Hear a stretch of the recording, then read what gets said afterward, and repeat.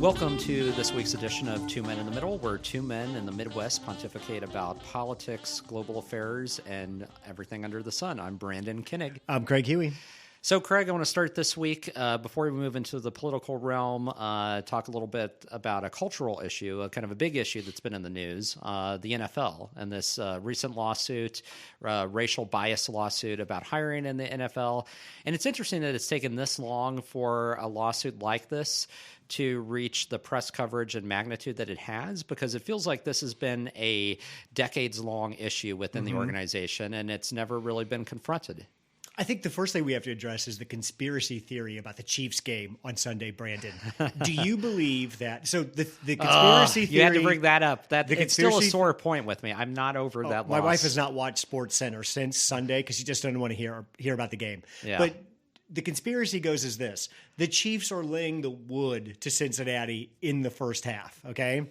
The call comes in that because the Super Bowl is at SoFi Stadium, which is in Los Angeles, and Matthew Stafford was traded from a terrible team, Detroit, to a premier team in LA, they want the Rams to play at home for the Super Bowl, and they want a team that the Rams can beat. So the conspiracy theory goes that almost to halftime, the Chiefs are up 28-3. Somebody makes the call that they want the Bengals to win this game so they can be beaten by the Rams in the Super Bowl at home in what is turning into the NFL's premier stadium in the second biggest city in the United States. Now, that was a bitterly disappointing loss on Sunday, but I don't think I'm ready to go into that into that conspiracy mode quite yet. Well, I'm a little bit of the other view because I'm willing to indulge it if it allows me to, excuse the poor plays that we saw on Sunday, because there was just one bad play after the next, and I just was screaming at my TV. I'm like, "What's going on? Why are you doing this?" You're channeling Trump here, and you're saying, "Get the players back. Let's run this back. Let's play that second half again. That was not fair. Let's make sure that the best team actually won." I would love to do it over again. Yeah, because it was such a dismal performance, and so many bad things happened. I mean, we should have had, that field goal at the end of the first half. I mean, we just, instead of running it, which we ended up, again, we should have won that. There's no excuse. As a Chiefs fan, there's fumbles. no dominant team this year. This was a year we could have won, and kind of won pretty easily. Yeah. That's what burns, that we had it, and then just for some reason Cincinnati made some adjustment, and we just couldn't match it. Yeah, and it seems like we didn't really scramble to try until it was too late. Really. I mean, why? Before the interception, the last interception that happened that then won the game for Cincinnati, we had several close calls. Remember, there was that one almost interception from Mahomes that was stopped. It's just like, where's the wake-up call? I'm so frustrated because we were this close to another Super Bowl. I would not, I can't, we shouldn't have. I wish this was on camera because, Brandon, you suddenly turned like Italian. You've got both hands working. I'm very animated, and then you're crossing your arms and you can't contain it. It's, oh my God.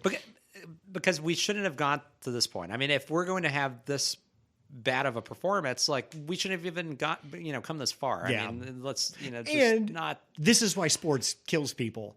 This was after we played the greatest game maybe ever played. Yes. And then we come out and for almost a full half, we look unbeatable. And then we just absolutely fall apart. And it's a false sense of security because we look unbeatable. At least I would feel better if we started off the game bad and it continued and we never got our groove. That's one thing. But to have, to start out as good as we did and to have this massive lead and then to blow it and to never recover, I can't wrap my mind around that. It's so bad. Football is by far America's most popular sport. Yeah. And it's been decades now that there has been a fight over black coaches, head coaches, and offensive and defensive coordinators. Those are the top three positions on a football team, basically, for coaches, that black coaches have always been underrepresented in the NFL. And the coach for the Miami Dolphins is a gentleman named Brian Flores. He was the defensive coordinator, I believe, for the Patriots. Then he got hired as a head coach at Miami. He got fired at season's end after having back-to-back winning seasons for the first time in like 20 years or something like that. The Dolphins have recently, since Marino left, they've always sucked. He entered into a job with them where they had gutted the roster. He had no expectations his first year. He managed to pull off a winning record. This year they were 1-7. He went on a big roll, finished 9-8, and was able to pull out a winning record. And for his efforts, he got fired. This also kind of capped off where multiple coaches were let go, and African-American coaches are down to one coach, Mike Tomlin of the Pittsburgh Steelers, in the NFL. And there's always been this perception that there should be more black coaches, more black candidates, and more black folks participating at those upper levels of coaching in the NFL than are out there. Then Brian Flores, I believe 2 days ago, Monday, Tuesday-ish of this week, he filed a class action lawsuit against the NFL, the Denver Broncos, the Miami Dolphins, and the New York Giants. In his lawsuit, he basically is claiming that the NFL has something called the Rooney Rule. The Rooney Rule is named for the owner or the owner's family of the Pittsburgh Steelers. And basically this is you have to interview at least 2 non-white candidates for every head coaching job. Right. I actually was unaware of this rule until the lawsuit. It wasn't even something I knew about. And I think they amended that rule last year or 2 years ago to say now it has to be 2 non-white candidates outside of your organization. If you're looking for a head coach, you can't just interview 2 black guys within your organization, said, there, we did it, and move on. Yeah, you like checking the box. To do it. Right. And the intent was to actually have the clubs take this seriously and take these candidates seriously. What set Brian Flores off, one of the things that set him off was Bill Belichick, the legendary coach of the Patriots, who he used to work for, sent him a text that said, congratulations on getting the Giants job, Brian. And Flores texts back, hey, do you know something that I don't? Because I haven't heard this. And Belichick texts back, oh shit, sorry about that. They hired Brian Gable, the offensive coordinator out of Buffalo, not you. My bad. So 3 days before he flew to New York to interview with the New York Giants, they had already picked their new coach. So basically, the Rooney Rule in this situation meant nothing. He was there kind of, like you said, as a checkbox because they'd already had made their hiring decision. Right. Basically, they hired a guy from Buffalo to be their general manager. He hired his friend, offensive coordinator Brian Gable, and that's how he got the job. So part of his suit is that the Rooney Rule really doesn't have any effect because all of these interviews are just shams. His action against the Denver Broncos is based on that he had an interview with them 3 or 4 years ago before he got the Miami job. According to Brian Flores, everybody showed up an hour and a half late. Elway, who was the general manager at the time, and another guy, he thought they were disheveled, looked like they had been out drinking all night, and basically just blew off the entire interview with him there. The Broncos have absolutely disputed that. Yeah. And his problem with the Dolphins is, and this gets into issues with the league. According to Brian Flores, when he was hired, the owner of the Dolphins told him he'd pay him $100,000 extra per loss. He wanted him to tank because they wanted a quarterback at the top of the draft. So as soon as Brian Flores gets there, his owner tells him, I will financially incentivize you to work less and to lose so we can get a better quarterback prospect. Wow. Also, there was a quarterback that the owner of the Dolphins wanted to bring to Miami. He is under contract with another team. It is against league rules. It's tampering to talk and recruit players that are under contract with another organization. The owner of the Dolphins told Flores, hey, I'm going to meet with this quarterback under contract. I want you to come with me. Flores told him, no, I'm not going to do that. That's tampering. He basically tricks Flores into meeting him for lunch at his yacht where the quarterback's there. And Flores, as soon as he gets there, realizes what's happening and leaves. So Flores and the Dolphins have not seen eye to eye from almost, it seems like, from day one. So this is a class action suit that he is claiming that black coaches are the effective class here, and that because of the rules of the NFL, because of who because of who the ownership group is, which is all white, there is inherent racism within the process that is keeping African American coaches from getting these high-end jobs. And I think anybody can look at the NFL and say, one black head coach, there's got to be a problem there. You can just look at the results of how many African Americans are head coaches and see something is amiss. Now we get to the hard part. What actually is the problem? Why are these men not getting these jobs? And what role does their race have to do with them getting these jobs? And I really haven't. I've heard a lot of people say this is obvious racist. I've heard a lot of people say it's obviously racism that's causing this because all of the owners are white. All of the things that Brian Flores has brought up is just the shitty process of interviewing for a job. Yeah. Brandon, you've had to have interviewed for a job that you knew you weren't going to get, or because you knew they had an internal candidate, or there was somebody else they were looking at. That's just part of getting a job. Right. And especially when you're trying to get a job where there's only one of 32 of them, and they're highly competitive. So this brings up this whole kind of cultural conversation. How do you go about assessing a hiring process that is obviously producing racially skewed results without just calling everybody a racist and actually trying to understand what's happening and what levers do you press on to fix? And by the early parts of this conversation, what's fascinating to me, it's very apparent nobody knows how to deal with this. Yeah. It's very apparent that everyone's just going to say, this is racist. That's the narrative. Nobody's offering any solutions at this point. And it just feels like this is ground we've covered before, and there really is no solution to this, maybe. Well, it's undeniable that there's bias there, but the issue is, how do you prove it in a legal environment? Yes. That becomes very difficult.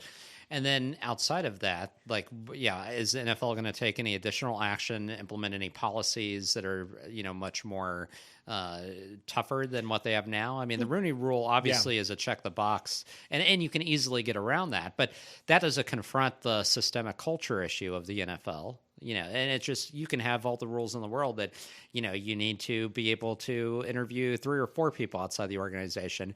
And you're constantly going to have owners that oblige and do what they have to and still hire who they want to hire. Somebody told me a really long time ago, people hire people they know and people they like. And I think that is a standard rule across all organizations. Oh, it's pretty common. I know that when I've interviewed for roles in the past, if I know there's an internal candidate, I pretty much write off my opportunity to get that role right away, because it's very unlikely at that point, because the bias is usually to always go for the internal candidate because it's someone you know versus someone you don't know. And I guess what I'm trying to articulate, and I've been arguing with my wife about this for like 3 days, is so far, can you point to where Brian Flores, where the actions of the NFL or the 3 clubs he's suing were specifically because of his race? Can you point to where this was done specifically because he was black? And this is the part where all of this breaks down. Yeah. This gets down to, like you said, how do you prove this? And it comes down to, again, the Rooney Rule is a violation of policy, basically. When we get into tampering and things like, tanking and fixing games, now you get into some legal issues. Yeah. But other than this just deteriorating into, you did this, no, I didn't. You didn't give me a fair shot at the interview. Yes, I did. Which, by the way, everybody involved on the other side of this has already come out and said Brian Flores is wrong. How do you navigate this? How do you come to any meaningful conclusion? Yeah. How do you even know what the problem actually is? I don't see how a lawsuit would be successful here, because even if the league's policies were violated, it's their own rule, it's their own policy. There's no legal ramification. No, that you might get punished from the league on. Right. But how do you if Brian Flores said, hey, the interview I did with Denver was a complete sham because they didn't show up on time and they didn't pay attention, and Elway and his crew says, we were 10 minutes late, and here's all of our notes that showed we were paying attention. Where does that go from there? Yeah. How do you move these issues forward? And I think that's what I think you can extrapolate this argument this fits on the police brutality argument. There's so many things that we've been arguing about over the last couple of years that we don't even have the fundamental data to understand what is the actual problem we're arguing about. Yeah, and the police brutality issue is a little bit different because there is a mechanism there on the policy side for lawmakers to step in and say, we're going to require this or that. With the NFL, I mean, it's a private organization, so there really isn't a policy-making apparatus that comes into play. There really isn't a legal apparatus unless you can prove beyond a reasonable doubt that there was or be able to, I should say beyond a reasonable doubt because that's not the criteria, but prove in a court of law that racial bias was at the heart of what happened. And that's, how do you prove that? That's how difficult do you prove that? You can prove that policies weren't adhered to, which is different than proving racial bias, and it's a lesser standard, and there really isn't a legal mechanism for punitive action or damages. And so it really all comes back to the NFL being willing to police itself and decide to impose, quota requirements or something stricter on their own teams. I mean, that's really what it comes down to. Ryan Clark is on ESPN. He's a former player for Pittsburgh. He's also my wife's self-proclaimed boyfriend. She loves Ryan Clark. He said it this way, which I thought was really good. The process isn't racist, but there's racism in the process. Right. And I thought that applied to so many other issues we've been talking about. It's not inherently racist. Correct. It's just, it's systemically, the way that it's built and designed, it lends itself to overlooking people of color that would otherwise should be considered on an equal playing field and for consideration. The process itself specifically states you cannot act racist during this process. So the process itself clearly outlines that somebody's racial makeup should not be part of the decision. But then you dump the human beings in there that run the process. And that's what he was saying, that we can talk about how we have legislated all of this out of organizations, out of governmental institutions. It's the people in there that where racism comes into the process. So to use the conservative argument, all racial laws have that racism has been outlawed. It's a common argument from pundits on the right. Point to the law that's racist. Point to the law that says it's okay to treat people differently based on their racial makeup. Those have all been struck down and don't exist. So now we're back to the same part we always end up with. How do you deal with people then in those organizations who, I'm not even going to say act racist, but they act with bias towards who they are, who they know, and people they're comfortable with? It's biases that are, not, explicit, but implicit biases that just exist that, are systemic. And a good example is, for example, home buying. There's a lot of biases that play themselves out systemically towards African Americans who are purchasing a house, as far as home loans and being able to secure financing that are not explicit. The law forbids that, but it's just by nature of the way the system is set up. They are denied loans more frequently and are not given the same terms as those who are white. And that exists in many industries and in many different organizations. And again, it's not intentional, it's not there, but it's remnants of the organizational setup and the processes that have been in place for decades and decades. And the fact of the matter is you have people of color who are disadvantaged because they're not part of those processes. They're underrepresented in those industries. Just like in the NFL, there's a clear divide between players and leadership. And leadership, they're underrepresented. And it's this circular problem, right? Because if you had more African Americans who were coaches and who were on coaching staff, then you would have less of that because that implicit bias would be neutered. It would be neutralized in many cases, and you would start to weed that out. What I'd love to see happen, because I think this is what keeps us in this constant loop, is number one, we don't know the size and shape of this problem. And what I like about the NFL example is we can now we have this contained group that we can work with. There's only 32 teams. There's 32 owners. There's only 32 general managers. There's only probably 30 candidates a year that interview for head coaching jobs. We have a small enough contained sample size that somebody could actually do the work to try to understand why this is happening. You could every year for the last 10 years look at what jobs were open, who interviewed for them, what was their racial makeup, who got selected, who didn't, how did the black candidates that didn't get selected compare by resume to the white. It's ripe for a research project and analysis. Yeah. Like you just said, it's a huge research project. Interview all 32 owners, but we might actually be able to use this to draw some conclusions and get to the bottom of a few things. Right. Do you think that's what people really want to do? I don't.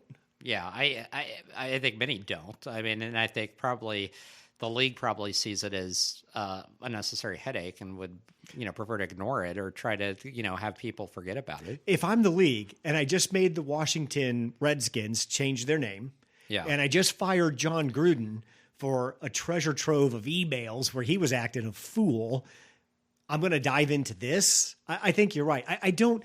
The point I'm trying to make is that we could do things to help understand these problems better, to understand why they come about, who causes them, and what are the circumstances to which magnifies them. I don't think we want to do that. We'd rather, this is something where we need the argument more than we need the solution. The second thing is, I keep thinking about Thomas Sowell, who is an African-American economist and philosopher. He has a phrase, I'm going to butcher this, but it's basically that in the United States, racial equality will take the form of tyranny. And I think something like you just said, what 5 teams are we telling them you're hiring a black coach? What 9 owners are we taking their teams away to sell to non-white owners to balance it out? Who's going to give up their stuff to give other people stuff? Right. Nobody. We're not doing that. That's not going to happen. So where do we go from here? And I think the Flores thing reminded me of, number one, how much I don't understand of the African-American experience in business. Because when I look at what Brian Flores went through, I've been through all of that. You've been through all of that. Most everybody has. Everybody's interviewed for a job that they didn't get when they knew the fix was in. I guess for me, and this is part of maybe my privilege, I always knew another one was going to come along. And I knew I was going to get an advantage. Well, I think that's the difference. You always knew that there was, going to be an opportunity to advance elsewhere. I knew the odds were in my favor. Right. I just had to find the spot to play my odds. Where I think that Brian and others see that there is, it's a complete ceiling. There is no other opportunity that's going to come along because this is the culture that's pervasive across the organization. And so, I am going to be stuck here at this level no matter what, because there is no other opportunity. And the Supreme Court, I think, is about to take a big, giant bite out of affirmative action. Yeah, and that's based on what prognosticators are saying. That's very likely. And just based on the makeup of the court, too, I think, with where it stands. So I think maybe we can agree. I'll say this is my thoughts and tell me if you agree or not. It feels like in the NFL example, the Rooney Rule and affirmative action, let's stick with the NFL. The Rooney Rule has obviously failed. It was designed to get more black head coaches hired. It has not done it. Right. Brandon, what's the next version of that rule? Can you legislate this type of behavior? Is it in any way possible to make a rule that would compel owners of NFL teams, these are billionaires, mostly in their 50s, 60s, 70s and up, to be more receptive to hiring somebody that doesn't look like them or have the background they do? Can we legislate that? I don't think you can. I mean, the backlash would be immense, and I think it would lead to some unintended consequences. I mean, eventually you want to get to a point where you see progress that's embraced by the masses as a whole. And when you take policy to that level where you're forcing that type of change to a way where it's impacting others, you inevitably face backlash and then resistance to the cause itself. And that's what you would happen. It's a completely different policy issue, but it makes me think of Zimbabwe, which has a colonial past. And so after the European colonial governments fell there and Zimbabwe had their independence, the African American led government repatriated land that had been owned by whites there. They forcibly took that land and gave it to black farmers. But that didn't solve the issue. What happened was it caused this exodus of the white minority population who left the country. You have farming issues now that are systemic because the people that were given the land, because it was done in such an abrupt, haphazard way, they don't have the experience they need to be able to farm it effectively. Yeah. And there's a lot of agricultural, economical issues that are still factoring in to this day. So the point is that there's a lot of unintended consequences when you act too quickly and you use policy to force outcomes without thinking them through. So the Denver Broncos are for sale. I think I read somewhere they will fetch a price of somewhere around $5 to $6 billion. Yeah. It might be a little bit high, but it's in the billions. Now I'm going to argue from the owner's side. That's my money. You didn't pay for any of this club. I own it. I own it with money that I earned. It's a business. I run my business my way. What right do you, the league, the government, or anybody have to tell me who I should hire and fire in my business that, by the way, I laid out the majority of that money to buy? That's my money on the line. I worked my whole life to have enough money to buy this team. What right do you have to dictate to me what my hiring practices should be? Right. And I think this is something we've always struggled with. I asked somebody the other day who was arguing how terrible this was. I'm like, just give me the number. How many teams, how many black coaches should we have? Set the number. Let's just say it's 8 for easy math. Okay. Point to the 8 teams. We go pull their coach and force them to hire somebody else. Is that what we're doing? And that seems, everybody that talks about this, it feels like that's what people are advocating for. We should just dictate it. There should just be a law. Somebody should just go tell the NFL.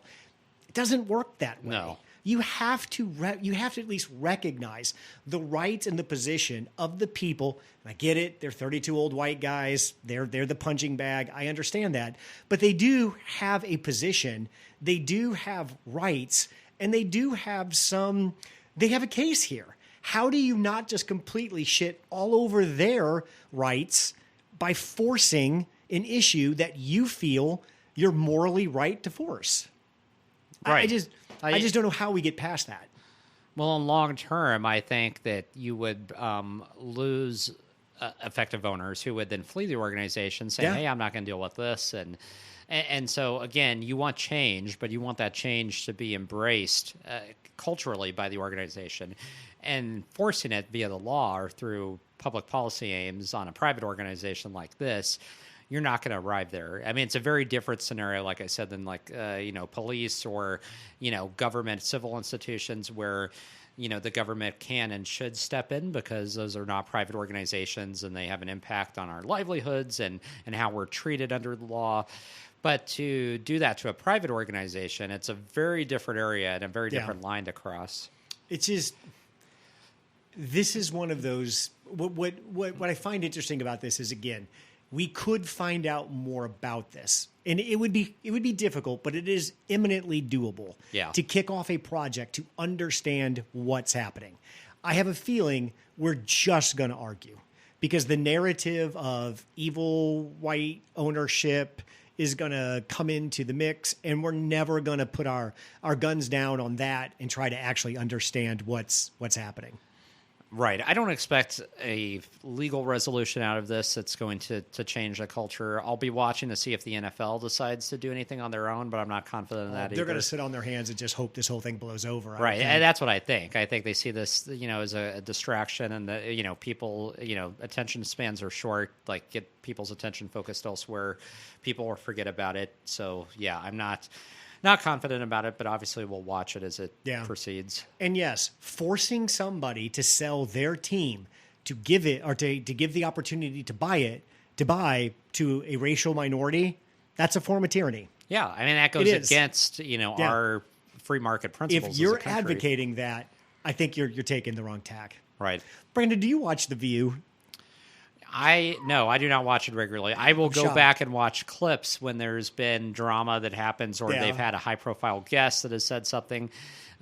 Just because I like to be entertained, especially after a long day. But I do not watch it on a regular basis. And it's known for drama. Their hosts have been known for, gosh, I don't know, decades for saying outrageous Yeah. things at times, having to apologize for different things.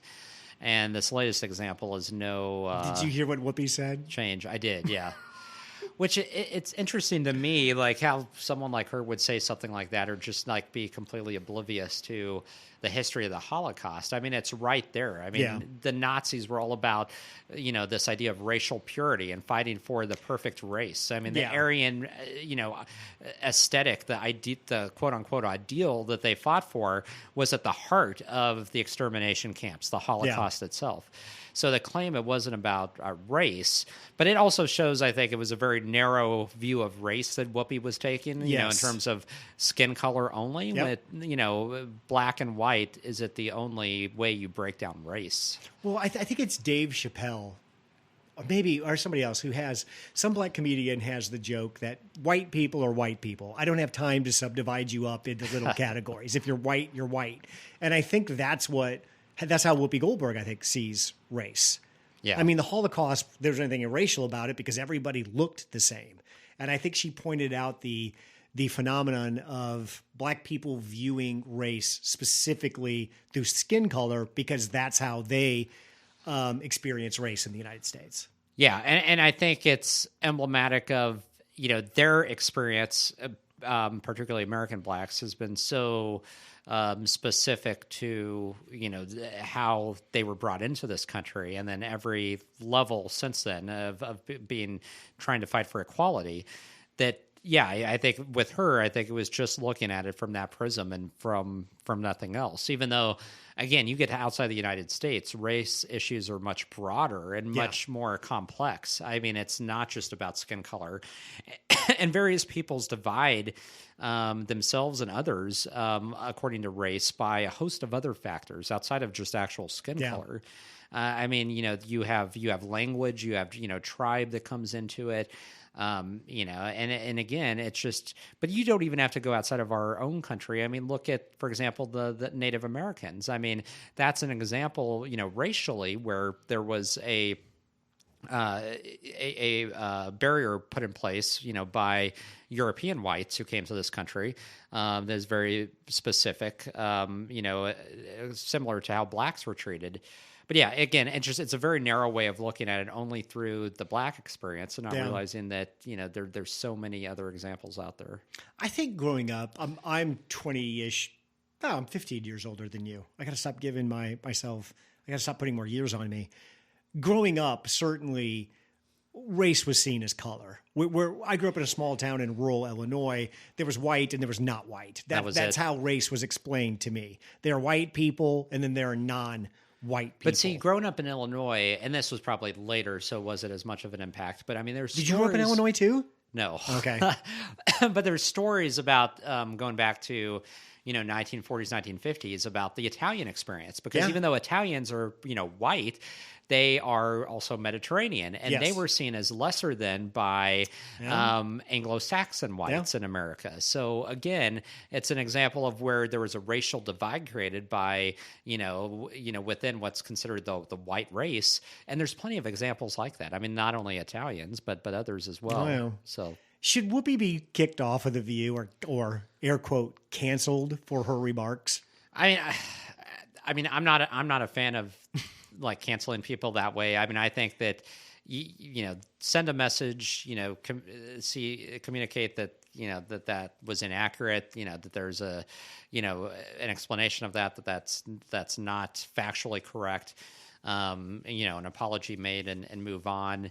I think what's more interesting is Meghan McCain was taking pot shots at Whoopi through a Daily Mail took article. So much shit on that show. Yeah, so she apparently still has a lot of boiling resentment, which is kind of obvious. I can understand that. If I'm Meghan McCain, my questions are around, okay, who gets to apologize and who gets kicked off the island? Yeah. Because people have been kicked off the island who said equal or less things than Whoopi Goldberg did. Why does she get to apologize get suspended, and then come back. Well, although I would, Meghan McCain was also lumping in all other shows and daytime talk shows as well, like Sharon Osbourne when she got kicked off of that, which was a different show. I don't know. I don't know the history of The View, and I'm not dialed in on who they have let go for controversial remarks. Well, just in general, I think that. But yeah, I think it's a reasonable argument to make in general. So I'm not a Meghan McCain fan for other reasons. She rubs me the wrong way personality wise, and I hated how she always played the victim. And granted, she was the lone person on the right on that show, but it just it got so old that did she ever watch that show before she joined it? Did she? Right, it's not know, when you were joining, you're getting paid. Did you not know you are the whipping post? Right. It's pretty straightforward. So it's like, don't complain about it when you signed up for it. It's like, come on. And so I have, and they haven't actually. It's interesting because this is a sidebar, but they haven't found a full-time replacement for her yet. Who's taking that job? I just don't. I don't get that show. It's people screeching, screaming, and saying stupid things. So Whoopi was in complete character when she said this.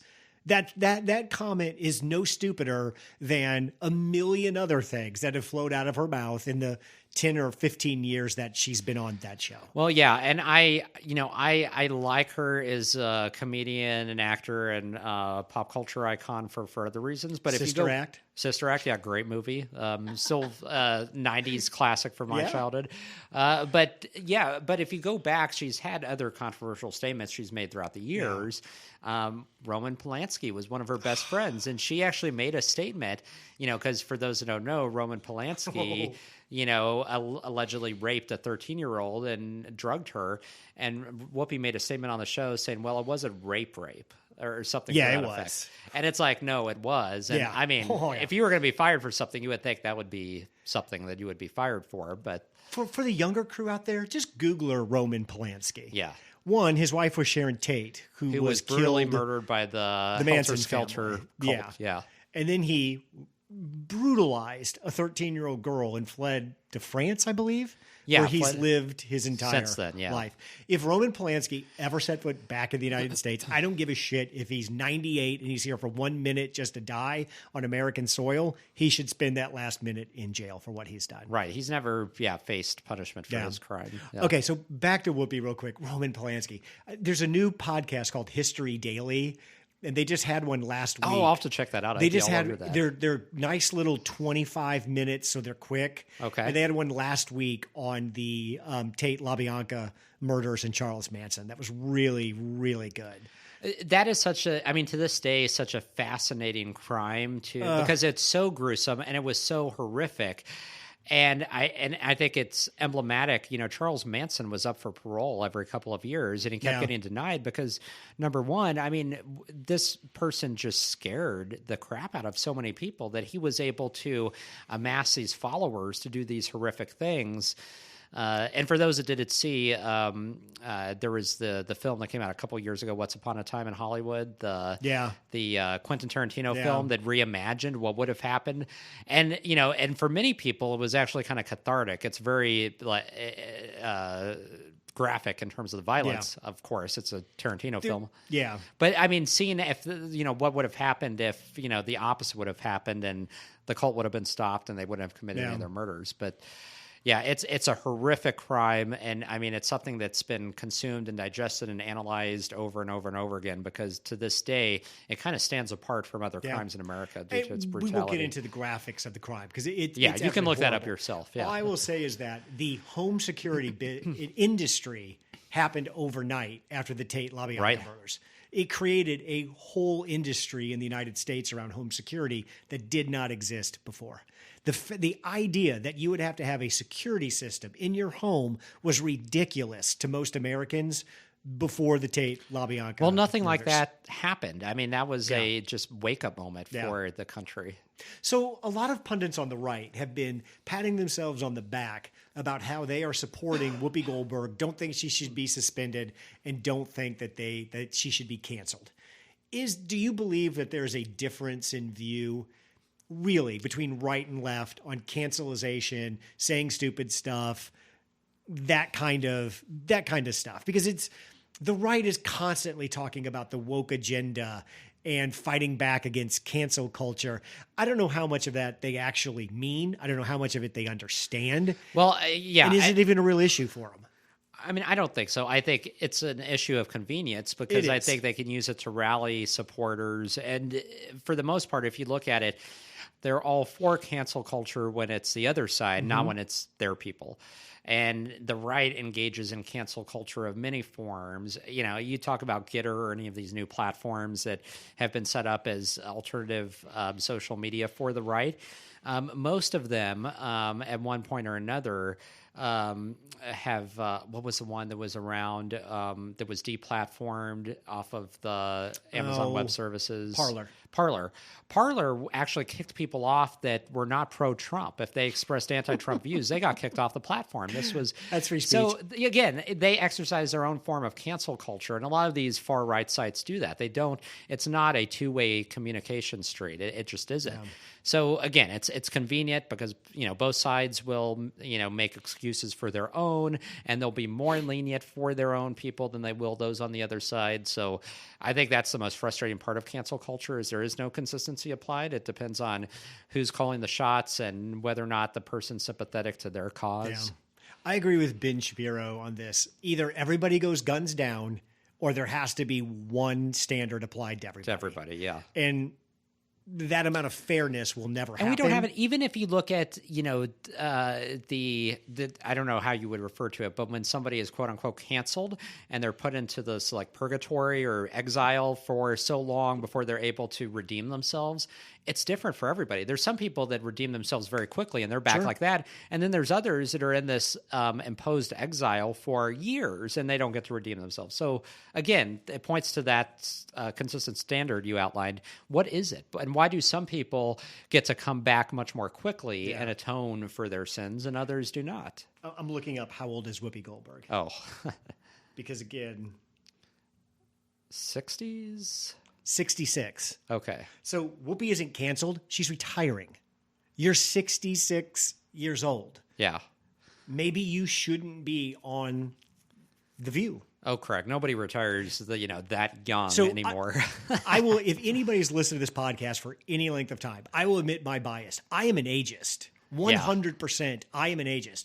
And I'm in an ageist upper range and I'm in an ageist lower range. I don't believe anybody young and I don't like anybody that I consider old. Yeah. That's my bias. And I have bitched incessantly for 3 years.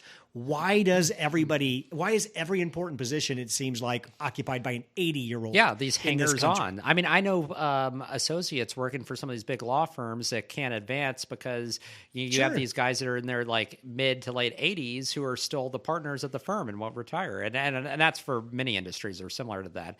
And we, as a culture, it's interesting where people don't retire early anymore. They stay on as long as possible. It limits advancement opportunities for those below them. And, and then, of course, government is the worst because that has an impact on our everyday lives. And when you have people that have dementia or people like, Dianne Feinstein, who's not even all there mentally. There's no way. Yeah, she's... It's like, come on. Yeah.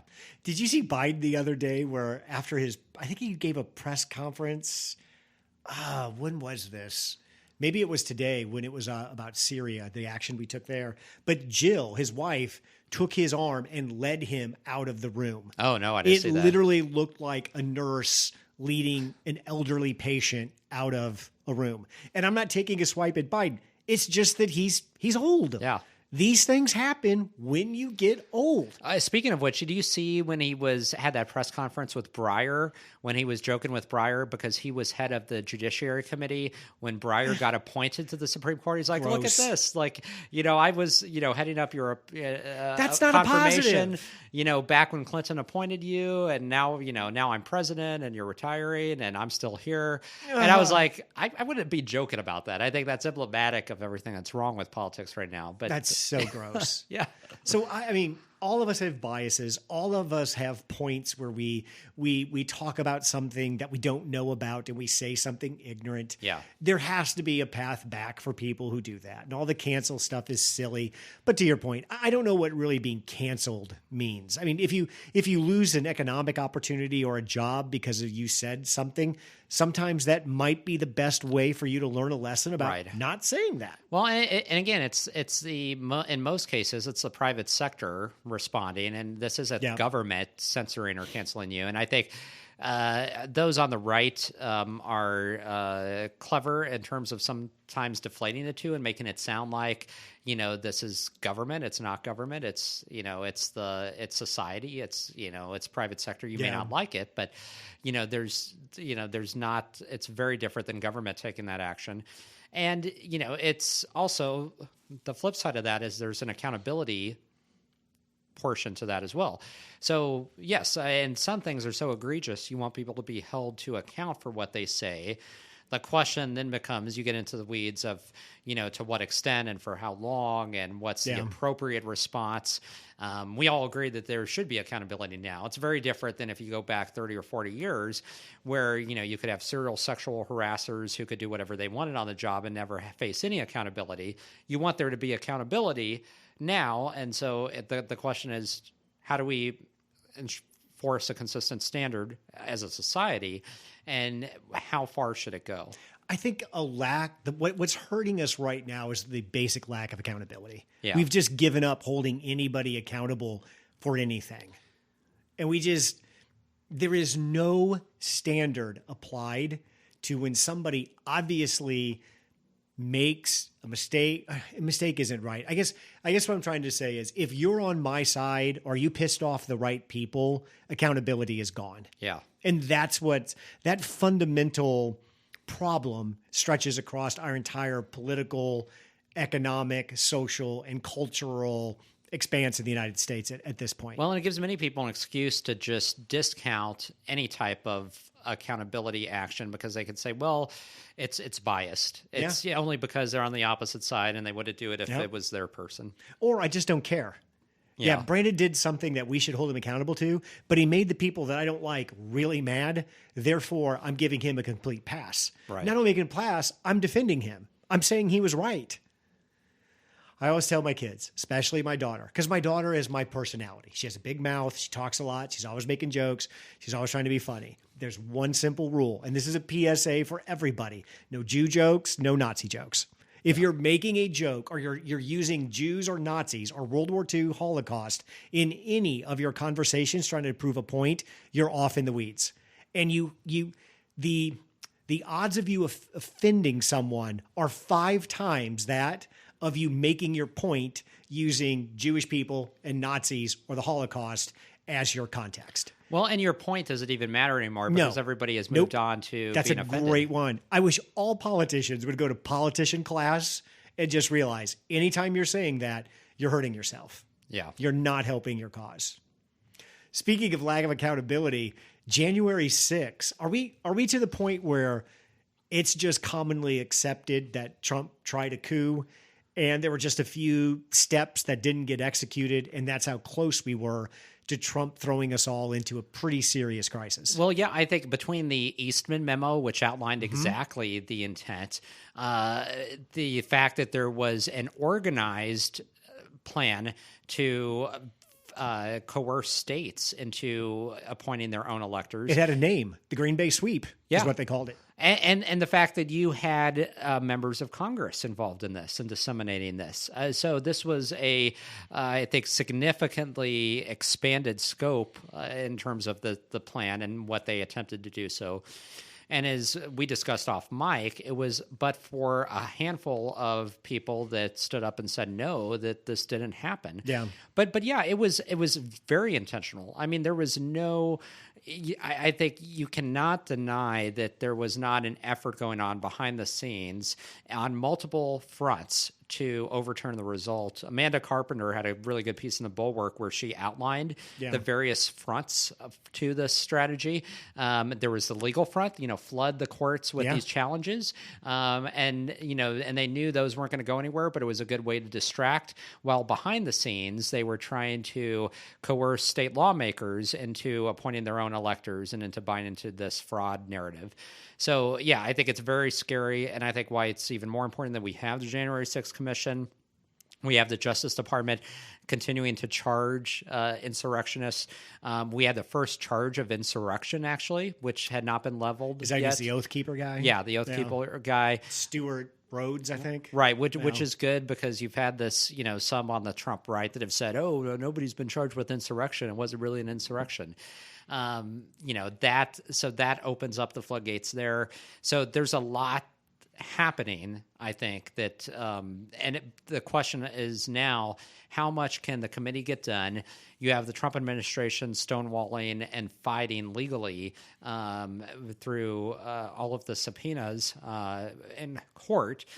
So it's really incumbent that the courts move these pretty quickly with an understanding that the clock is running out, because when the Congress changes over, the investigation dies. Yeah. Getting back to accountability. It's clear that the president of the United States attempted to steal an election and stay in power after he lost the election.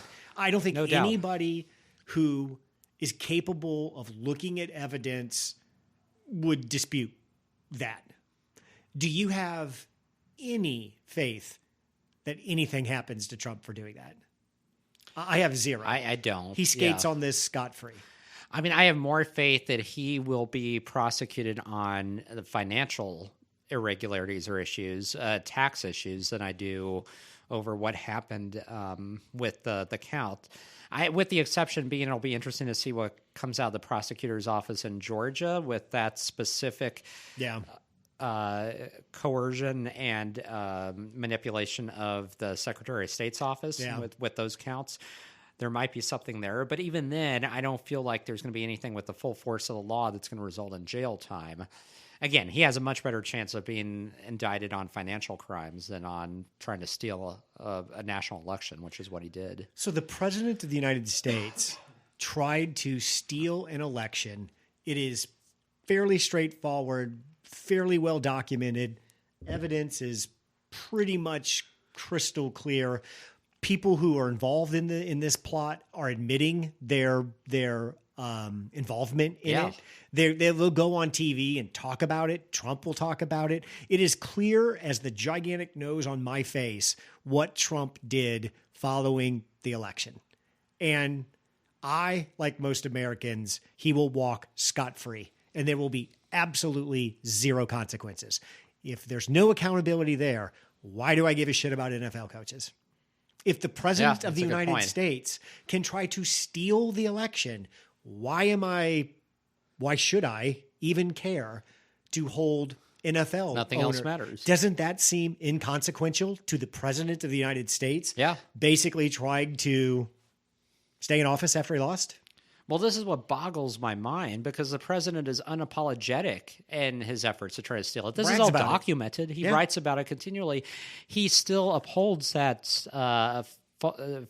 stolen election narrative, the big lie. I mean, he just penned whatever you call it, a blog post a couple days ago stating that Pence should be investigated for not, I saw that. For certifying the election. Yeah. So this is somebody who is not hiding his true colors. I mean, there's no denial of what happened. But if we can't find a way to charge him with that, I mean, and really what it tells me is that the presidency is that powerful that he could easily try this again, attempt to do it, and be successful, and would there be any response if he is? I don't know. I mean, if he gets elected in 2024, I would just assume he's not leaving. Yeah. Right? I mean, that has to be the assumption, right? He'll stay past, or he'll appoint Ivanka or something. I mean, that if he gets elected in 2024, the expectation has to be he tries to make himself president for life. Right. He's not going to give up power voluntarily. And then we're going to be a banana republic at that point. Brandon, do you believe in like a collective American consciousness, or a collective American, what am I going here? Like mindset? And can that be altered by people's behavior? I guess what I'm going for is, are we starting to slip and slide and decline in how we see ourselves as Americans and America in general that makes it acceptable to stop holding people accountable? That's Well, just the way it's done. I mean, most definitely. I mean, I feel like we've been, in this decline. I feel like we did have this national American consciousness, this national character or unity of purpose that existed through much of the 20th century. I'm probably into the 90s. The 90s is when it probably first started to disintegrate, and we started to see it unravel. But now, I think if you look over the past decade, I don't think we have any national American consciousness. It's unraveled to the degree. I mean, if we would have had it, you would have seen it happen during COVID. Yeah. You would Is have a seen new one parallels. forming. Right. You would have seen it parallels to how we handled COVID vaccination with how we handled the polio vaccine, where we all came together as a country and it's your patriotic duty, go get vaccinated. We don't have that anymore. If whether it's a military conflict, whether it's a crisis, a constitutional crisis, there is no national purpose and nothing that unifies us. So we're fragmented as a country completely among many different lines and fault lines all over the place. So the Chinese, I've heard that the Chinese, for example, culturally, they don't see a problem with stealing other people's work. Culturally, not at all. That's not seen as a negative. It's almost bad that I wouldn't show you my source code for my software. Yeah. So you could learn from it and basically take it and make it your own. Culturally, that's just something that they view differently than we do. In the early 2010s, I had a former high school buddy who was working on a startup in China and very involved there and was trying to make it work. And he was there because of the manufacturing facilities and then tried to expand globally. But they were trying to get contracts with the Chinese government and with other entities in China. And they quickly found that all roads go through the Chinese communist government and that it's a pay-to-play system. And so you're not going to get far unless you bribe, local officials all the way on up. And it's the Wild West. And then there was still no firm protections in terms of proprietary protections and patent protections. And so they could easily do all of that and still at some point down the road lose out to a domestic competitor who could steal their intellectual property. So ultimately, he left the company because he's like, I can't do business under these conditions. This isn't possible. I think so. In China, there was a set of circumstances that led to the development of a cultural norm that it was okay to steal other people's intellectual property. Yeah. That really wasn't stealing. It's viewed as forced sharing or whatever you want to call it. But something happened that allowed that culture to develop that collective approach to intellectual property. Is all of this lack of accountability and people getting away with things that just seem to be appalling and things that I never thought we would let slide in America, does that run the risk of changing us culturally to when we come out the other side of this, we're not going to be what we used to be? Yeah, I think it's possible, and I think that's what's scary. Is this a temporary blip on the radar? Is it a temporary aberration, or is this, again, a new norm, a new normal that we're not going to be able to shake at any time? We've always had people lie, cheat, steal, try to get the shortcut. That's just part of human nature. Right. But in my time here in the United States, I've never seen us celebrate it. No, I've it's on never a collective seen us- level. Yeah. There's always been To your shame. point, collectively. There's always been shame around it. So Yes. yes, you have individual actors that engage in that kind of conduct, but they're not celebrated, they're not embraced, they're not upheld, and if that comes public, they're usually ostracized. There is no shame anymore. There is no people being ostracized for that type of conduct. It's just anything goes conduct where they're rewarded, and part of that is our 24-hour social media environment because it's all about clicks and plays and views and notoriety, and that supersedes everything else. And so shame has just completely plummeted because it doesn't exist anymore. Shame to me is a combination of like fear, guilt, remorse. Yeah. You feel shame when you know you could have taken another action, and shame to me occurs when you know what you did harmed another person and you did it maybe not intentionally, but you knew harm was going to come. Typically, I think that's when most people feel shame. And shame is probably one of the strongest emotions humans can feel. I understand the need to say we need to not shame people and we need to not use that as the rod to change people's behavior. The times that I've been ashamed of myself are the times that I've changed the most. Yeah, that's really when you change behavior Yeah. permanently, and it's the only way, particularly for I think societal, where society agrees, where misconduct is so flagrant and so significant. It's shame that's going to change behavior and also set an example for others that, hey, if you engage in this behavior, this is what you can expect. And it's good to set that example, because if people see that others are not feeling guilt or remorse about what they've done, they're doubling down and they're refusing to even acknowledge wrongdoing or misconduct, they're going to act in a similar fashion. And that's what we see now. There's no pressure, or there's no potential to say, I better not do that, because my peer group may really get on me for that. When was the last time you saw a public figure, whether it be a politician, a celebrity, apologize for alleged misconduct where, it was, the evidence was there? It's so rare now because most of the time they refuse. They double down, refuse to acknowledge it. They play the victim. They try to elicit sympathy. It's so rare to see somebody apologize at all anymore and take ownership for what they've done. When I was a manager, I would always look for ways to apologize to people that worked for me, even if I had done nothing wrong. But because it just showed them, I will admit when I made a mistake. I am conscious of my own behavior, and when I make a mistake, and I hope you I will too. recognize it, and I will admit it, and I will admit it to you so we can talk about it. Yeah. And people have just completely, the power of the apology has been completely gone.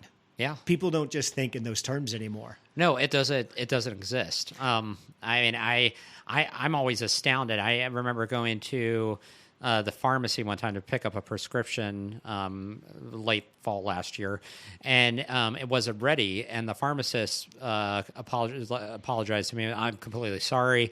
Apparently, I made a mistake and did not fill this and got distracted. Let me go ahead and do it right now. And that just stood out to me because it's so outside the norm, because nobody does that. I'll give every manager listening here a tip. Take your staff, write their names down, do it once a week, or do it. You don't have to do it once a week, but can go up to and apologize for something and watch the reaction. Hey, I did that the other day. I cut you off in a meeting the other day. Just want to let you know, sorry about that. I'll keep that in my mind. I'll try not to do that again. That's as much as it takes. That person is on your team for life. They run through a wall for you just by showing a little bit of humility and a little bit of I'll hold myself accountable. Right. And to that's me, all it takes. that's what America's about. Yes. And we've completely just thrown that in the ditch. For what? I don't know, but that's not the way we're going anymore. No, it's really disheartening, and it's something and discouraging because it's something I've noticed for a while now. And it drives me crazy, particularly when I see people, again, public figures called out for bad behavior or just horrible things, and they refuse. They just don't take responsibility, and they don't apologize. And it's so off-putting. But at the same time, it's become so systemic now. Like, it's like the natural reaction that people have when called out. And when did we lose humility? When did we lose being humble? When did we lose the knowledge that not exercising power is more effective sometimes than exercising power? Right. I don't know. I guess this week, Brandon, I'm feeling exceptionally old and out of touch. I don't know why, but this week's been one of those where you just feel like, what are we doing? Where are we going? What's happening in this country? Yeah. No, I've been wondering that for a while, and I keep waiting for something to change, and I don't know if it's ever going to change. I do keep waiting, like one day someone's going to pop up. It's going to be like, there it is. That's the direction. That's where we're going. Well, there's also, again, it gets back to a lack of leadership, which we've talked about as well. We don't have a trustworthy leader who has the credibility, who can, say, hey, this isn't right, and call that behavior out. Somebody who won't get demagogued as being on one side or the other. And if somebody showed up and he or she tried in good faith to make that argument, we would just make fun of them and not believe them anyway. True. Did you watch any curling last night? I did not. I know the Olympics have started, and I'm not up to date yet. So I did hear some people online talking about curling. And our mixed doubles team. So once again, my wife is like 4 years ago, she fell in love with curling, and she stayed up like till 3 in the morning to watch it live when we won the gold medal 4 years ago. Oh, wow. Yeah. So we watch all curling. What I'd love to see, why don't we get a team of like retired NFL players and that's our curling team? Yeah. And I don't understand why you just don't take that rock and just whip it down the ice as fast as you can. Right. I mean, I've always been fascinated by it. Because it's such a unique, intriguing sport. The little sweeper. Yeah. So how do you decide if you want to go into curling? How do you make that decision? Like, where do you go? Like, how do you train for that? Curling is huge in Canada. Okay. And I did watch a documentary, I think on Netflix, there's a documentary on curling. My favorite part of the documentary is when the gentleman who used to lead the Canadian team had to say, yeah, we didn't win the 1992 Nationals because we were too drunk at the event and got disqualified. So curling is a sport you can play absolutely hammered as well. It's like bowling. Yeah. You can bowl drunk. You can curl drunk. That seems pretty easy to do. Right. What are the 5 Winter Olympic events that you'll actually watch?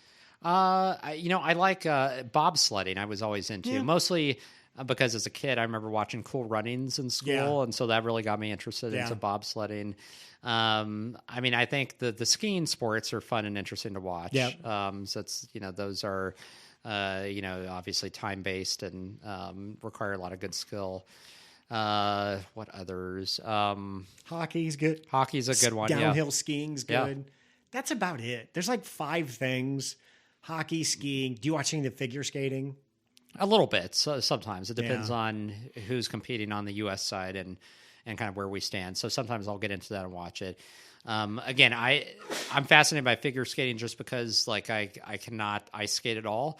I can't. I don't know how a human. I can't imagine the stuff that they learn and how long that takes and how they do that because it boggles my mind. How do you jump on skates? Yeah, I don't get that either. I don't. Plus, that's one of those that. sports that really hurts. Like if you fall, I mean, on the cold ice, and I mean, it's not like you're wearing like knee pads or anything. I mean, you're exposed, and it's so like, I thinking about it, I just can't. I remember as a kid trying to go ice skating once, and obviously barely being able to stand, and like, you're like, how do people do this? I'm not a fan. What would your reaction be to a Blades of Glory same-sex men's?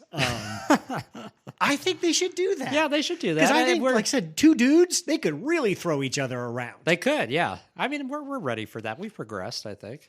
A double sow cow. Dudes could probably like quadruple sow cow that thing. Yeah. They're stronger, faster. Why not? Oh, I forgot all about that one. The Will Ferrell comedies of the the early 2000s. Really funny. Yeah. the one Paralympic event I will watch. If you have never watched Paralympic hockey, these are the toughest human beings on the planet. Okay. So they sit in like a sled and they push themselves and they have these little sticks and they just smash into each other. They it is devastating how physical it is. I can't imagine already being paralyzed and just hurling your body onto the ice at people. If you've never watched paraplegic hockey, it is wild, it is entertaining, and you will walk away with a great deal of respect for the athleticism that those men and women do. I had no idea. I mean, that sounds brutal. I mean, that sounds like so much more exertion as well. Did you ever, when you were a kid in PE, they ever have those little square things with wheels you'd sit on and scoot yourself around? Yeah, we used to play dodgeball on those and some other games. So picture a room of adults with that, and they say, okay, on the count of 3, everybody ram each other as fast as you can. Oh, and by the way, you each have these little sticks too. You can go ahead and whack each other with those too if you feel like it. Wow. It's a brutal sport, but it's entertaining, and it's amazing that folks in that physical state, what am I saying? Hell, they're in better shape than I am. It's amazing those people can do that at the level that they could do it at. Yeah, that is incredible. Are you going to watch any of the Olympics? I'll watch some of it, yeah. Are you boycotting because the Chinese are bad and communist and do bad things? No, I mean, I don't think boycotting viewership is going to make much of a difference at all. But, I mean, I do agree with, I mean, obviously, we could spend entire multiple podcasts talking about what we do about China because it's a problem that is almost insurmountable at this point, but it's also something like we can't just ignore. It's No. Yeah. China's like the southern border. Biden, you may choose to ignore it. It's not going to go away. And they have been very clever in how they've pursued and expanded their influence in multiple places and industries around the globe. There was a podcast I listened to about how they expanded their influence in Hollywood to their benefit, and then how they've used that also to close out the movie studios. I mean, because they still choose what films they show domestically and what they don't show. Did you see that the China release of Fight Club had the ending changed? I heard about that. That they don't blow up all of the credit cards and banks and restart the financial system. In the Chinese version, right when they're ready to hit the button, the screen goes black and words roll. The authorities busted in. Everybody was arrested. Nothing changed. Wow. Do you remember the movie Inception? I think it was Inception when that came out. There's a, that takes place. There's also a futuristic city that factors into I think that. so. So initially that city of the future was going to be, I think, Paris, France. So it was going to be a European capital. And because that was one of the movies that Hollywood heavily courted China on, and they brought in Chinese consultants and everything because they wanted to be able to screen that in China and make box office revenue there, China was able to convince them to change the city of the future to Beijing, which is what happened. And so, that wasn't initially going to factor into the movie, but that was Chinese influence being exerted there. China uses a phrase that my mom and dad uses with me all the time. You take my money, you take my shit. They come together. Yeah. If you want to create a movie that you want to market into the Chinese marketplace, these are the rules you're going to play by. Right. Do you want to do it? Yes or no? It's really no more debate than that. And it's shocking how many people say, yeah, we'll do that. It's okay. I don't care. Well, and again, I think what should have been an eye-opener is the tennis player who was just disappeared after making those accusations. She made a quick little video that she's gone again. Right. Nobody really knows where she's at. I mean, she was taken off of social media, like any instance of her. And it's scary. I mean, you have an all-powerful autocratic government that can do that. But also those are examples where we need to stand up and say, hey, this is more than money at this point. Like, we can't even implicitly, allow this and agree to it. I mean, it's beyond the pale. Like I said, we'll have to take a week and just spend an hour because there's just so much. And we're going to have to deal with this at some point. Absolutely. All right. That's our hour. Thanks, Brandon. Thanks, Craig. Thanks for listening to 2 Men in the Middle. Make sure to give us a 5-star review wherever you get your podcasts. Check out our website at 2meninthemiddle.com. Drop us an email at 2meninthemiddle@gmail.com or tweet at us at 2 Men in the Middle. We'll see you next week.